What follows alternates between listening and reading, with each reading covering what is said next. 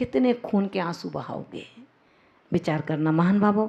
आचार्य भगवान कहते हैं आज हम आपको उस चीज़ को बताने चल रहे हैं जिसका शायद आपने कभी सोचा भी नहीं होगा कि जैन धर्म के विनाशक जीवों के कैसे होते हैं स्वभाव, कैसे होते हैं जैन धर्म के विध्वंसक। आचार्य भगवान कहते हैं बाणर गद्दह साण गए, बग बराह कराह, मख जलूय सहावणर,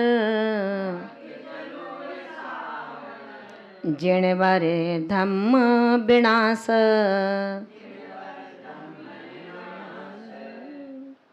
बाण गद्दह साण गए, बग बराह करा, मक्खी जलूय सहावणर, जिनवर धम्म विनाश। जैन धर्म के जो विध्वंसक जीव हैं उनके कैसे होते हैं स्वभाव।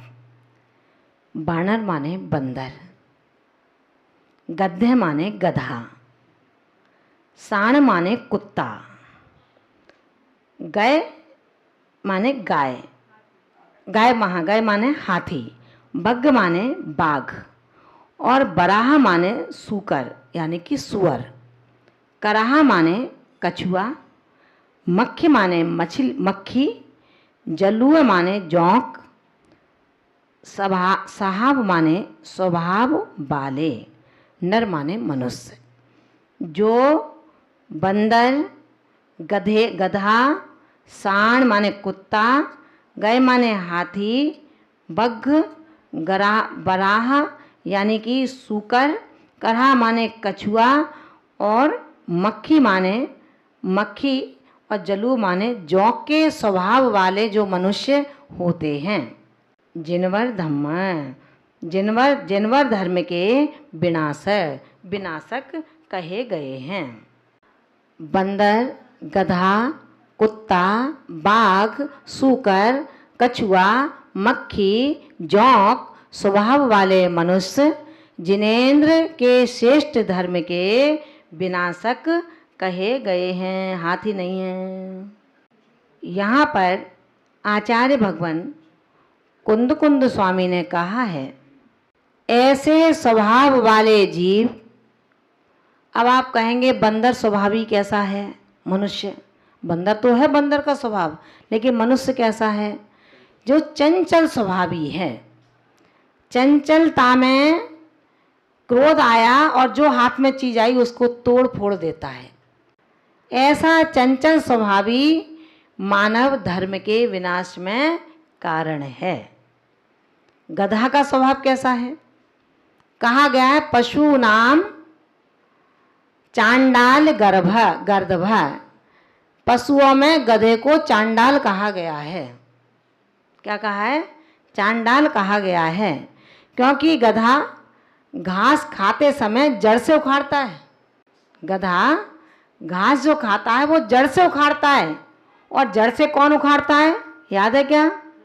कृष्ण लेस्या वाला जीव।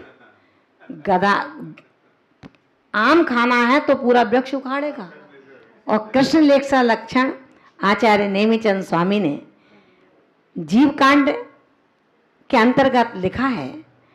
चंडो न मुंचई बैरम भंडन सीलो धम्म दय रहियो, डुट्ठोण एद बसम, डुट्ठोण एद बसम, जो किसी के बस में आने वाला नहीं है, ऐसा कृष्ण लेस्या वाला जीव कहलाता है। तो गधा कैसा है? कृष्ण लेस्या वाला हो गया। तो ऐसा जो स्वभाव है जिसका, जो चंट है, चांडाल स्वभावी है। चंडो न मुंचई बैरम, किसी के बैर को छोड़ने वाला नहीं है, जो बैर बांधने वाला है।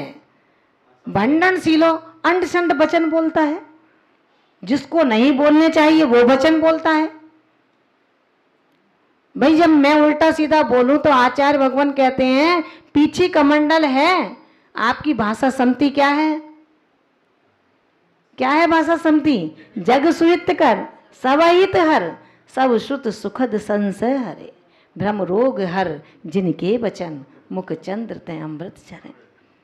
जो भंड वचन बोलता है और दया धर्म से रहित है, जिसके अंदर दया नहीं है।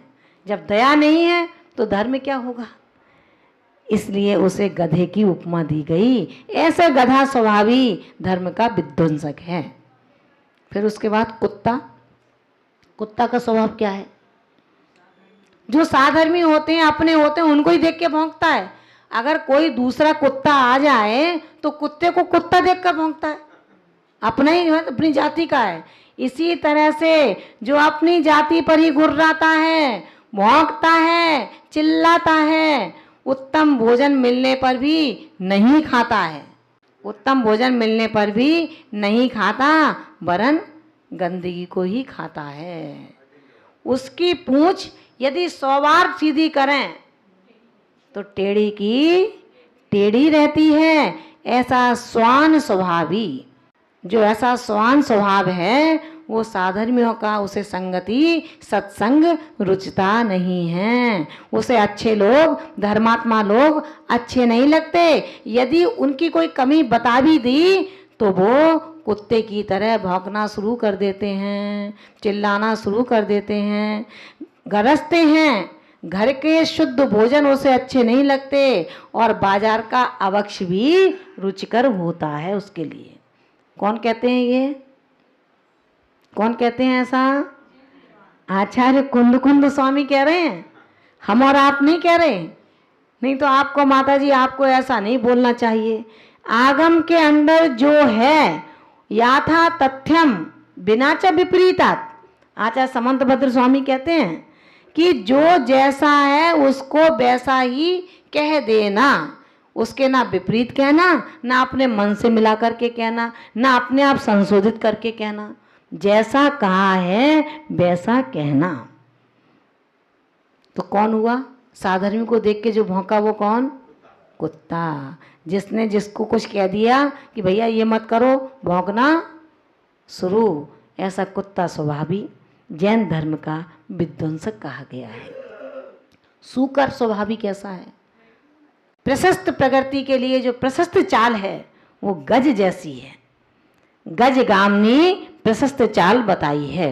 अब गज का स्वभाव जो नहा करके, स्नान करके जो धूली अपने ऊपर डाल लेता है, जो धूली अपने ऊपर डालता है, तो ऐसे लोगों के लिए कहा गया है कि जो मंदिर में जब तक बैठा, मुनि राज की शरण में रहा, जिनवाणी का उपदेशक जब तक सुना, तब तक तो वो ऐसा लगा कि कितना धर्मात्मा है। और जैसे ही बाहर निकला, उसकी एक चप्पल मिली, दूसरी नहीं मिली, वहीं पर गाली गलौज चालू कर देता है। आचार्य भगवान कहते हैं ऐसे स्वभाव के लोग धर्म के लगते हैं सपोर्टर हैं, लेकिन वो धर्म के विध्वंसक हुआ करते हैं। सूकर स्वभावी। सुअर का क्या स्वभाव है? मल में बैठना और मल को ही खाना। शुद्ध मिष्ठान रख दो उसके पास थाली में रख करके एक बार, और एक तरफ मल रख दो, तो सबसे पहले मल को झपटेगा। तो जिस व्यक्ति के अंदर सदा दूसरों के दोषों को देखने की आदत है, उसके गुणों की उसने कभी अपने लबों से प्रशंसा ही नहीं की। छिद्रान्वेषी, दोषों को देखने वाला, दोषों को देख करके उसकी निंदा में आनंद करने वाला, धर्म का विनाशक सुअर जैसा होता है। आचार्य भगवान कहते हैं कछुआ स्वभावी कैसा होता है? कछुए की पीठ इतनी मजबूत होती है, यदि गोली भी चलाओ तो उसका कुछ नहीं बिगाड़ सकती, उसी की ढाल बनती है। ऐसा कछुआ का स्वभाव वाले मनुष्यों को कितना भी धर्म का उपदेश दो, कितना भी उनको अच्छी बातें बताओ, प्यार से बताओ, डांट के बताओ, दंड देकर के, प्रायश्चित देकर के बताओ, लेकिन ऐसा कछुए के पीठ के समान मजबूत, जिसने सोच ही लिया है मुझे डू एंड डाई, मरूंगा और मारूंगा और कुछ नहीं करूंगा, ऐसा व्यक्ति अपनी बात को कराने के लिए, अपनी जिद को पूरा करने के लिए डटा रहता है। उसे कोई मतलब नहीं होता, सहन करता है, पापों को सहन कर लेगा, कर्मों का उदय आएगा, औंधे मुंह गिरेगा, उसमें उसे सांस चैन की मिलेगी, लेकिन वो किसी की बात मानने को किंचित भी तैयार नहीं होता है। ऐसे जीव भी धर्म के विनाशिक हुआ करते हैं, धर्म का नाश करने वाले हुआ करते हैं। मक्खी के स्वभाव वाले जो लोभी जीव हैं, ऐसे जो धर्म की रुचि जिनको नहीं होती है, वे धर्म के विनाशक होते हैं। मक्खी का स्वभाव बताया था उस दिन कि जिसका गंदगी में बैठने का ही काम है, दूसरा कोई काम नहीं है। मंदिर में आने के लिए कमर टूटती है, पैरों में सूजन है, चला नहीं जाता है, घोंटू बदले हैं, अभी मना कर दिया है, लेकिन पता लगेगा मेरे यार दोस्त कहीं मीटिंग कर रहे हैं अमुक साधु के बुराई के लिए, वहाँ खटखट बच्चे के सहारा लेकर के और पहुँच जाएगा कि अपन उस मीटिंग में चलते हैं। आचार्य भगवान कहते हैं मक्खी के समान जिसका स्वभाव है, ऐसा ये स्वभाव भी धर्म के विनाशिक जीवों के लिए कहा गया है। पापी लोभी जीव को धर्म कथा न सुहाए, के ऊँगे के लड़ मरे, क्या उठ घर को जाए। धर्म शांति से जो उपदेश चल रहे हैं उससे वो सभा अच्छी नहीं लगती है। जोंक के स्वभावी भी धर्म के विनाशक होते हैं। जोंक का स्वभाव होता है कि वो कभी भी शांति से दूध नहीं पी सकती, वो केवल खून को चूसा करती है। ऐसे जोंक के स्वभावी मनुष्य जो जीवों के गुणों को छोड़कर अवगुणों को ही देखा करते हैं, उनके जो दोष हैं उनकी व्याख्या करते हैं, उनको अपमानित करने का पुरुषार्थ करते हैं। कोई गलती हो जाती है तो उसको मोबाइल पर अपने दोस्तों को भेज देते हैं और उनसे कहते हैं प्लीज फॉरवर्ड, इसको आगे भी भेजो ताकि पता चले ये कितना गंदा साधु है। जिन लिंग जिन्होंने धारण किया है ऐसा मुनि धर्म कभी निंदा के योग्य नहीं हो सकता। वह इतना जरूर है कि कर्मों के जो उदय उदीर्णा है, उस उदय के अंतर्गत यदि ऐसा कोई चारित्र मोहनी कर्म का उदय आ जाए तो उसमें कोई जीव कुछ नहीं कर सकता। तीर्थंकर बनने वाली आत्माओं के लिए भी उपसर्ग हुए, लेकिन उन्होंने उसका प्रतिकार नहीं किया, शांति से अपना कर्म उद्यागत जान करके सहन कर लिया। ऐसे ही आचार्य भगवान कहते हैं जो चारित्र से भ्रष्ट है वो भ्रष्ट नहीं होता, लेकिन जो दर्शन से भ्रष्ट है वो भ्रष्ट होता है। हमारे दिगंबर समस्त मुनिराज कोई चारित्र से भ्रष्ट नहीं होना चाहते हैं, होते भी नहीं हैं, लेकिन चारित्र मोहनी कर्म की उद्यागत स्थिति, विपाक काल की स्थिति यदि कुछ करती है तो ध्यान रखना वो तो चारित्र से भ्रष्ट कहते हैं आप, लेकिन जैन दर्शन कहता है जिन्होंने इनके चारित्र की भ्रष्टता को सिद्ध करने के लिए मोबाइल पर, टीवी पर किसी प्रकार के शब्द मैसेज को वायरल कर दिया, वो तो दर्शन से भ्रष्ट हो गया। क्योंकि आचार्य कुंद कुंद स्वामी दर्शन पाउड में कहते हैं चारित्र से भ्रष्ट भ्रष्ट नहीं है, लेकिन दर्शन से भ्रष्ट भ्रष्ट कहलाता है। मान भावों, अब हमें दर्शन से भ्रष्ट बनना है या चारित्र से भ्रष्ट वालों को अवहेलना करनी है, जरा विचार कर लेना। चारित्र से जो भ्रष्ट हो गया, कर्मों के अधीन होकर के वो तो पुनः चारित्र में लग जाएगा, लेकिन जो दर्शन से भ्रष्ट हुआ है वो कभी अपने दर्शन को शुद्ध नहीं कर पाएगा। ऐसा कोई बीज वपन ना करें। संकल्प लें कि दिगंबर तपोधनों की जितना गुणगान मैं कर सकता हूँ, जितनी स्तुति, जितनी पूजा, जितना स्तवन उनका कर सकूं उतना करूं, लेकिन उनके दोषों को, उछाल करके मैं खुद दोषी ना बनूं, अपने मित्रों को दोषी ना बनाऊं। एक बार दिगंबर जैन संत की निंदा, एक बार दिगंबर जैन संत का अवर्णवाद आपको उत्कृष्ट दर्शन मुनि का आश्रय करा सकता है। इसलिए महान भावों, आप अपने दर्शन की रक्षा करें, आप अपने सम्यक्त की रक्षा करें, आप अपने चारित्र की रक्षा करें। उनको ना देखें जो नीचे उतर रहे हैं, जो ऊपर चढ़ रहे हैं, हम उनको देखें, उनका मान करें, बहुमान करें। और जो नीचे उतर रहे हैं उनके लिए दोषवादे च मौनम, इसको ग्रहण कर लें। बस यही कहा है, यही हमारे वचनों की शुद्धि।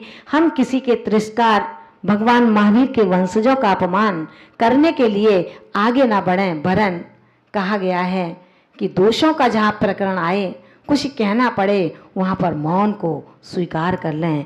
पूज्यपाद स्वामी ने समाधि भक्ति के अंतर्गत यही कहा, दोषवादे च मौनम। वो हिंदी का है, ये संस्कृत का है। अंतर इतना है कि हम, आचार्य उमा स्वामी ने यही कहा है, जैन धर्म की मार्ग एक ही है, कहने के तरीके सबके अलग अलग हैं। सद सतुर विशेषाध्यक्षोपलब्धे ऋण मतवत। उसके बाद उन्होंने कहा, परात्म निंदा प्रशंसे सद सद गुणोच्छादनो भावने च नीचे गोत्र से। सत की तो ढकना, असत को उघाड़ना, अपने गुणों को कहना, अपने दोषों को ढकना, यही तो हैं नीच गोत्र के आश्रय। महान भावों, जो यहाँ गंदगी करेगा उसे वहाँ गंदगी को ढोना पड़ेगा। इसलिए हम नीच गोत्री ना बने, हम उच्च गोत्री हैं। कर्मों से नीच गोत्री बन रहे हैं। जो निंदा करते हैं वो नीच गोत्री हैं, जो अपमान करते हैं मुनि धर्म का वो नीच गोत्री हैं। रत्नत्र के धारी अपने पुरुषार्थ से कल काल में भी यदि अपने रत्नत्र को सावधानी पूर्वक चलाते हैं और कहीं यदि कोई छींटा लग भी जाता है तो हम उसको हटाने की, दबाने की, समझाने की कोशिश करें। उसका अवर्णवाद ना करें, उसका मखौल ना करें, उसको हम वायरल ना करें, हम उसके मैसेज को वहीं पर डिलीट कर दें। ये सम्यक दृष्टि का कर्तव्य होता है। जिनदत्त सेठ ने ढका था, उघाड़ा नहीं था। ये सम्यक दृष्टि की पहचान है। सत्यता को भी उन्होंने कह दिया कि जाओ, मैंने मंगाया है ये छत्र। ये जिनदत्त सेठ थे। महान भावों, हम तपोधनों की अवर्णवाद, और हम तपोधन होकर के ही करें, ये जैन धर्म का अवर्णवाद हो जाएगा। हम धर्म का अवर्णवाद ना करें, वरन ऐसे यतियों का स्थितिकरण अंग का पालन करें, उनको समझाएं और रत्नत्र पर पुनः उनको अग्रसर करें। इन्हीं भावनाओं के साथ आचार्य कुंद कुंद स्वामी के द्वारा प्रणीत ग्रंथराज रेणसार जी के लिए अब इस शिक्षण के कार्यक्रम को हम यहीं पर समाप्त करेंगे।